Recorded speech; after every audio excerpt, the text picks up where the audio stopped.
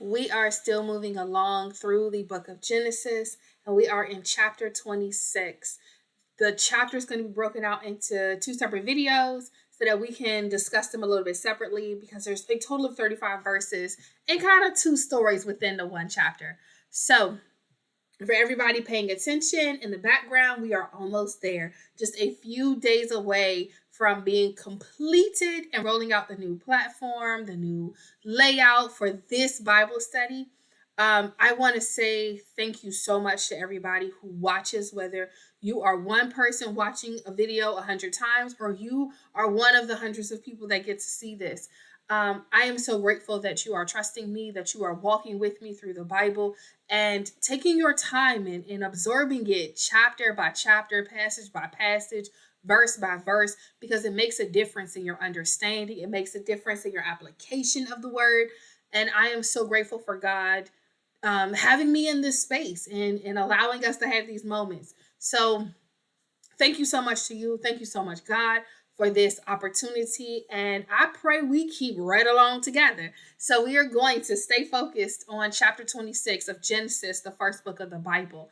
And it starts off with a famine.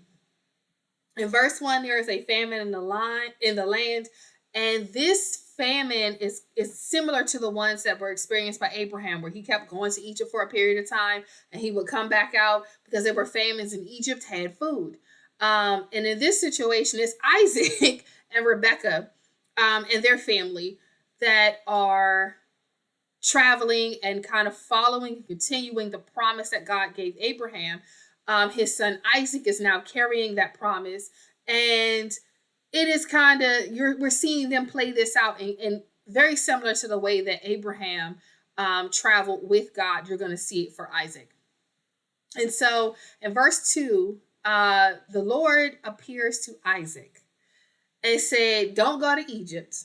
Live in the land that I'm going to tell you to go to." He said, "I'm going to tell you to go there. You're going to live like a stranger. Don't plan to stay.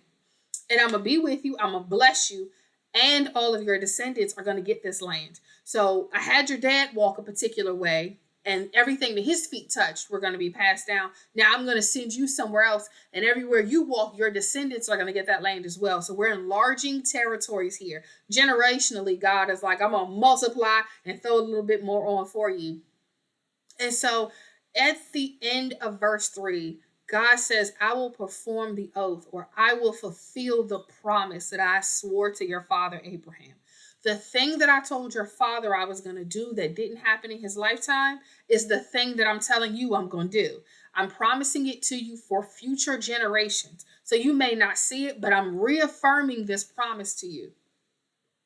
And that promise was, of course, that he would have offspring as numerous as the stars in heaven, the sand or the dust of the earth, the sand of the sea. Like, this is going to be huge.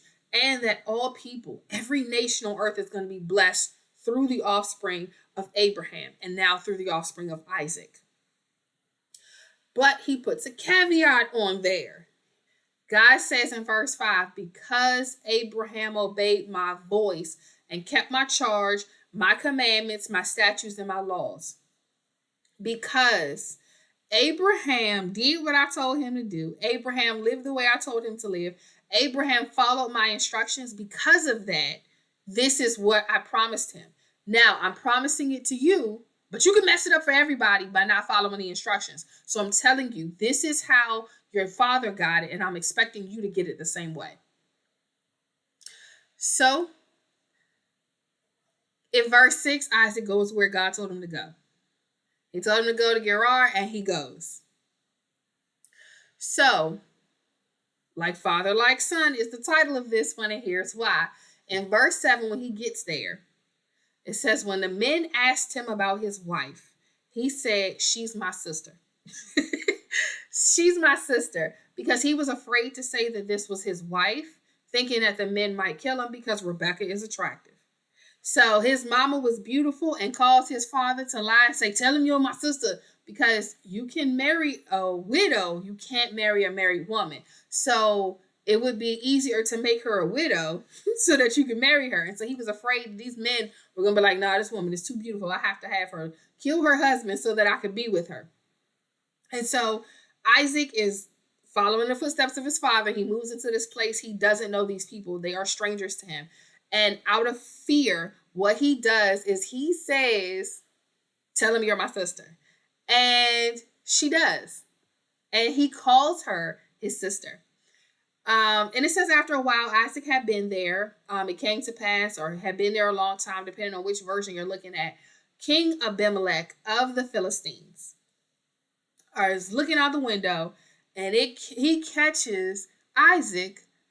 Some versions say fondling, some say sporting, some say he is enjoying a canoodle with his wife. He is cuddling, he is touching, he is having a good time with his wife.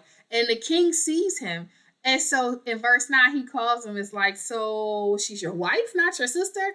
Why didn't you say that?" Like, if you had just said that, we would know, and we would have carried ourselves differently. Um, like, why would you do that to us? Like, we could have been in real bad trouble. We could have accidentally sinned against God. We could have accidentally done something because you lied about who she was. Same thing they said to his father when his father did it. And Isaac says, "Because I thought I might die because of her." And what I want to point out right here is sometimes we feel like our feelings and our thoughts are our own. The things that we do are our own. Our children are watching. They are paying attention to what's going on. They are seeing things. They are hearing the stories about what happened when they weren't there. And sometimes these little generational traumas and these generational fears, these things carry. He was afraid because he had heard that this would happen. He was afraid because it was possible that this would happen, and he behaved in the same way his father did. Even though he wasn't born at a time where his father had to face any of these things, all that stuff happened. His mama was 90 when he was born. I'm sure she was still gorgeous, but I'm certain she was a little. She wasn't. They weren't chasing her the same way at 90 that they were probably chasing her at 60. But these kind of things that we have, these thoughts, these insecurities that we have, these weird beliefs, these processes in our head, we have to make sure that we are rebuking these thoughts, that we are making sure we are passing a sound mind onto our children so they're not living in the insecurities that live in our own heads. Because he right here is afraid that somebody was going to take his wife, and it's so identical to his father's situation, even though he never lived it. Sometimes these things are generational. Sometimes they pass, and we need to make sure that we are praying for change and growth and new life in our children. But back to verse 10. In verse 10 is where they had this conversation. Abimelech is like, "Come on now, we could have messed this whole thing up. We'd have been guilty because you lied. You almost set us up." So the king warns all the people, saying, "Look, that's his wife, not his sister. So don't touch her. And if you do, you're gonna be put to death. Like, I want you to know, you're not gonna bring no guilt on us." Because we saw in Egypt when Abraham said that, and Sarah was taken into the palace, even though nobody touched her, barrenness hit the land. There was punishment because these people had stepped and had overstepped, but they overstepped unknowingly. So God made a punishment that was reversible.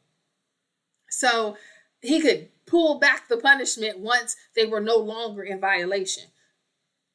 Make sure that you are not in violation of something because you moving how you want to move and you didn't really check and see if everything was what it's supposed to be. So in verse 12, Isaac sowed a seed in that land. Isaac planted, and when he did, he reaped 100-fold. He would plant a little seed in the field, and he would reap an entire harvest. And he became rich. He was very wealthy. He was very prosperous. He had a whole lot of flocks and herds and everything. Like, he's adding servants. He's purchasing a lot of food and feed and things like that. He's purchasing a lot of utensils and tools, and he's doing all these things. His possessions are growing. His wealth is growing because now his sheep are over here populating quickly. They populating like rabbits. He has great flocks and great herds. These cattle are growing and repopulating really quickly, so that he's in a position where everything he touches is blessed. That is the promise that God gave him. That's what he carried. That's how Abraham got wealthy, and that's how he's getting wealthy. Is that there is a promise on his life that whatever the all nations will be blessed through him. And that part of the promise is evident for them right now. Is that every land that they stand in, he gets wealthy, and the people around him are wealthy as well. Okay, so we're gonna pause right here at verse 14. We're gonna do a quick recap, and then in the next video, I'll jump into the remainder of this chapter. So in this one, we have a father like son kind of situation. A famine hits the land just like it did with Abraham.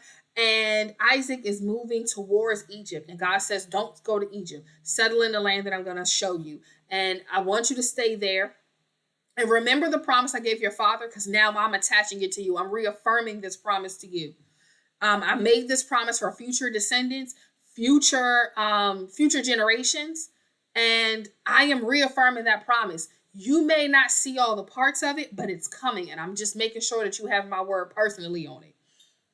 And so he also adds that the promise stayed with him and was allowed to be passed on because he followed the rules. He followed the commands. You cannot take a promise that God gave you and do what you want thinking that God's still going to perform. You cannot say, oh, I'm going to buy a house, and you have everything together to buy this house, and then you start buying furniture and financing cars, because they're going to snatch that house right out from under you. They're going to pull the deal back because you financed yourself into a position that you can no longer afford the house. There are rules that are attached to things. You can say, oh, I'm going to have this great lucrative job, and I got this position, and it's mine, and then never show up for work. You don't have a job anymore, friends. We have to make sure that we are honoring the promise, that we are following the rules of that promise. Part of the promises that we have is our salvation. We have to follow the rules of our salvation. And that's honestly that we got to seek to be better every day. That we got to make sure we are not willfully sinning every day. We supposed to be more Christ-like every day. I'm not going to tell you it looks a particular way. I'm not going to tell you it sounds a particular way. I'm not going to tell you any of those things. What I'm going to tell you is that we need to be striving to be more Christ-like every day. And that is one of the rules for our salvation. But back to this. So Isaac settles in Gerar. And when he gets there, he is afraid, like his father was afraid for his life, because he has an attractive wife and he knows that these men are going to try and get her. So what he does is, tell him you my sister. So he tells everybody that's his sister and not his wife. And after they've been there for a period of time, nobody even came for her. She was safe. She was still in his house. Nobody had taken her to the palace like they had taken Sarah back in the day to the palace. She's still safe and with him. And what happens is, the king is looking and sees him in a cuddle with his wife and was like, hey, friend, hey, you told me that's your sister. And I'm looking and I'm seeing that that's not your sister. So why don't you tell me what's going on? And Isaac admits, this is my wife. And I, thought y'all were going to kill me to get her because she's gorgeous. And this man was like, come on now, you could have messed us up. You could have had us in sin because you didn't tell the truth. Be truthful. And so what he says is, hey, everybody that lives here, this is his wife, not his sister. Don't touch her or I'm going to have something to say about it. I'm going to make sure that you're put to death. We're not playing these games. And what happens from there is Isaac is receiving part of the promise that God gave him. And that part of the promise is that all nations will be blessed through them, that there will be wealth and prosperity that follow him. That part of the blessing is going to be there. And he plants a seed and he gets a harvest. He plants a little and he reaps 100-fold. And that right there is the blessing of the Lord on him. And we see that he becomes wealthy and prosperous and rich. He has a lot of possessions, a lot of flocks, a great household, and that he is now envied by the Philistines.